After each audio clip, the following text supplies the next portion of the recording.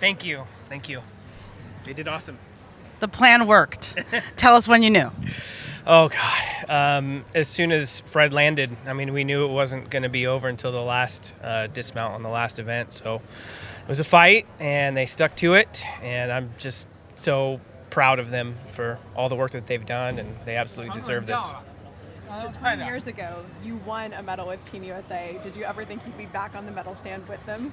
Oh, my gosh. No, I prefer just the athletes on the medal stand. They're the ones that do all the hard work out there. But it was nice. My first world medal was actually here in Ghent in 2001. So these guys get their first one back in Belgium, too. So it's pretty cool. Can you talk about what happened on Fred's pommel horse? Was it that he didn't get credit for the scissor, and did the Erzika get downgraded? Sounds like you know. Yeah, absolutely. Yeah, he didn't get credit for a scissor, which we lost an element group, so knocked down our start value about 9/10. Brett, what do you think have been the elements that you put together that helped get to this point for the team?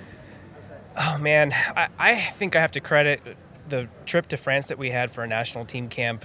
These guys have gotten really close.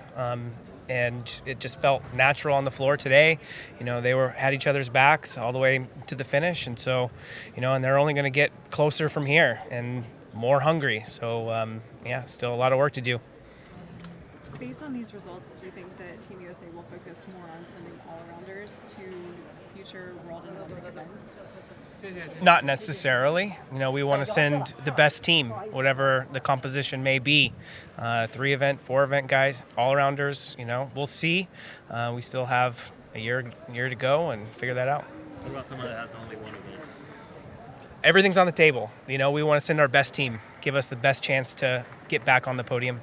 So what does winning medals at Worlds ahead of Athens do for you guys, confidence-wise, knowledge-wise, et cetera? And how do you get that to carry over here to Paris? Yeah, I think since we've been in a drought, now it's attainable. Like, the reality has set in, like, you can actually do this. It's not some unicorn off in the distance that doesn't exist. You know, now they can believe in themselves and have a little bit more confidence heading into Paris.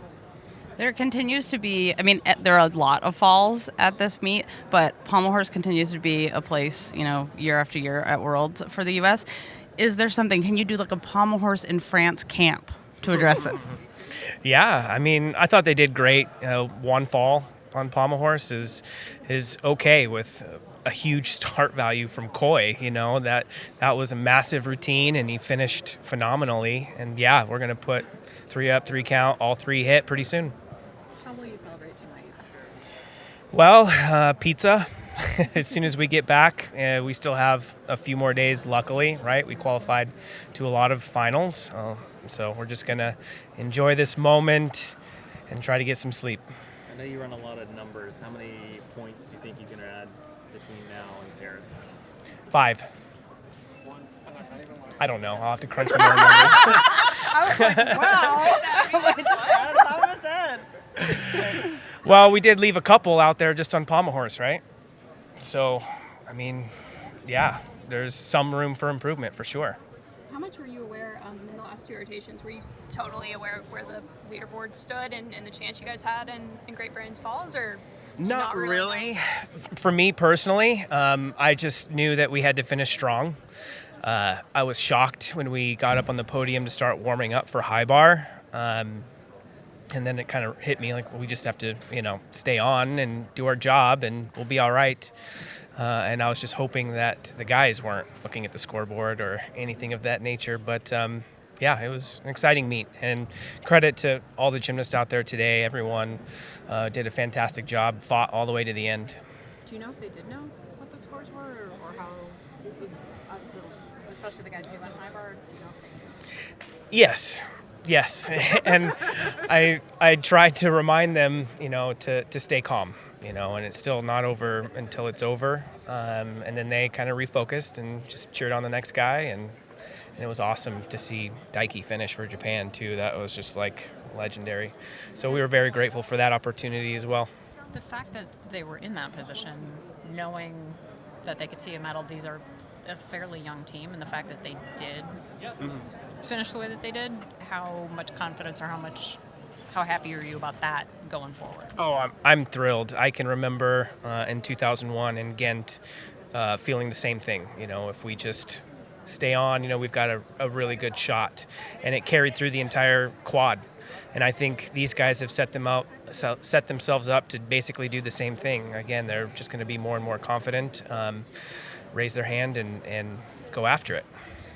Asher was the only carryover from last year's World Team. Can you talk about that transition? Yeah, I mean, we have a lot of guys at home right now that aren't here, and 3 new timers. So it's fantastic to see the depth, that we have. It's going to be extremely difficult next year to make the team, and I think it's going to make us stronger. We're just going to have a great combination with a lot of experience already, no matter who makes that team. You've had a plan for a long time, and there's been, some people liked your plan, some people who did not, and didn't like the bonus system and all of that. But does this show that it works? Yeah. I mean, I don't know if you guys saw difficulty scores before we started the meet, and then, reviewed the difficulty scores we had maybe in Tokyo, and before that, and even after that, we kept cutting it in half every year, which is not easy to do in this sport. I mean, it takes years and years and years to build up 1 point of difficulty, let alone 6 points, right? I think we were 4.5 to 5 behind, which is striking distance. So, we still have more work to do. But yeah, it feels good that it's paying off. Yul seems to provide something beyond just the scores on the competition floor. Can you talk about his leadership qualities? Yeah, he had no fear, and he has been around, for some time, and hasn't had that team medal experience, and so he was fired up. And when we were discussing the lineup, specifically on pommel horse, who wants it? Who wants to go first? Yul was the first one to raise his hand.